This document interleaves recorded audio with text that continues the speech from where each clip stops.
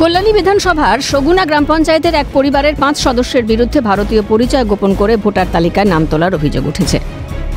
এই ঘটনায় নির্বাচন কমিশনে লিখিত অভিযোগ দায়ের। বিষয়টির তদন্তে কল্যাণীর মহকুমা শাসকের দফতর। সগুনা গ্রাম পঞ্চায়েতের বাসিন্দা মধু সরকারের 2 মেয়ে লাকি সরকার এবং লতা সরকার বাংলাদেশে জন্মগ্রহণ করলেও ভারতের ভোটার তালিকায় তাদের নাম রয়েছে।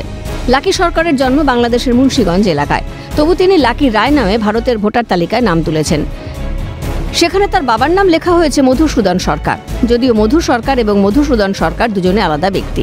বাবার নামের এই অসঙ্গতি নিয়েও প্রশ্ন উঠেছে। লাকি সরকারের জন্মস্থানও বাংলাদেশের মুন্সিগঞ্জ। অভিযোগে বলা হয়েছে তার পড়াশোনার ঠিকানা ভারতে দেখানো হয়েছে। লাকি সরকারের ছেলে আকাশ রায়ের জন্ম বাংলাদেশে। তা সত্ত্বেও তিনি দমদম মিউনিসিপ্যালিটি থেকে ভারতীয় হিসেবে জন্মের শংসাপত্র পেয়েছেন বলে অভিযোগ। ছোট মেয়ে লতা সরকারের বিয়ে হয়েছে ভারতে, কিন্তু সেও বাংলাদেশে জন্মগ্রহণ করেছে। ঘটনা প্রকাশ্যে আসতেই চাঞ্চল্য ছড়িয়েছে।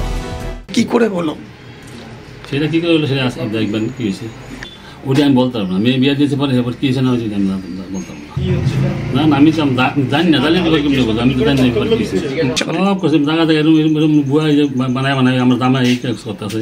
জায়গা থেকে ইলেকশনের কমিশনের নাম দিয়ে দেওয়া মনে করেন এই সিটি সাবারি করছে। কল্যাণীর মহকুমা শাসক জানিয়েছেন, কারো নাম অযোগ্য প্রমাণিত হলে এসআইআর প্রক্রিয়ার মাধ্যমে ভোটার তালিকা থেকে তা বাদ যাবে। যোগ্য ব্যক্তিদের নাম তালিকায় থাকবে। যাতে যারা যে সমস্ত যদি অযোগ্য কোনো ভোটার লিস্টে কোনো কারো নাম থেকে থাকে তাহলে এই এসআইআর প্রক্রিয়ার মাধ্যমে তাদের নাম বাদ যাবে, ঠিক আছে। এবং যারা যোগ্য ভোটার তাদের নাম ভোটার লিস্টে থাকবে, এটাই আমাদের ইলেকশন কমিশনের নির্দেশ। সেই অনুযায়ী এসআইআরের কাজ ফিল্ডে চলছে।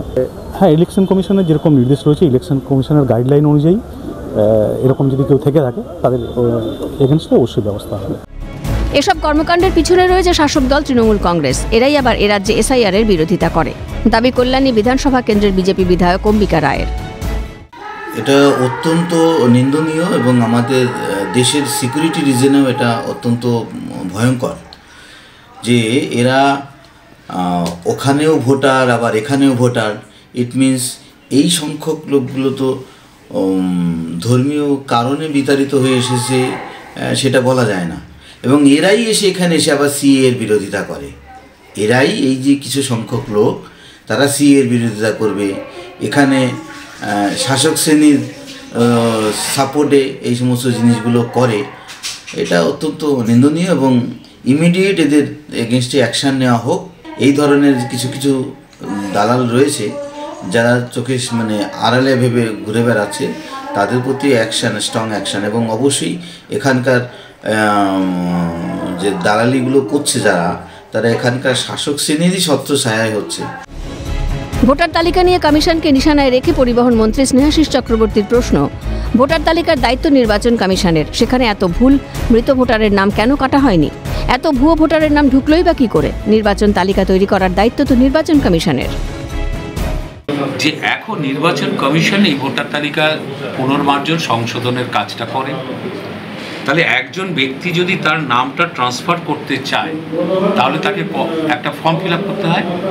সেই ফর্ম ফিল আপের কিন্তু একটা কলাম থাকে যে আমার অমুক বুথে অমুক বিধানসভার অমুক ক্রমিক নাম্বারে আমার নাম ছিল, এটা মে বি ডিলিটেড, এটা ডিলিট করে দেওয়া হোক। তারপরে আপনি বলুন তো একজনের নাম 2 জায়গায় থাকে কি করে? এর দায় কার? এটা নির্বাচন কমিশনের দায়।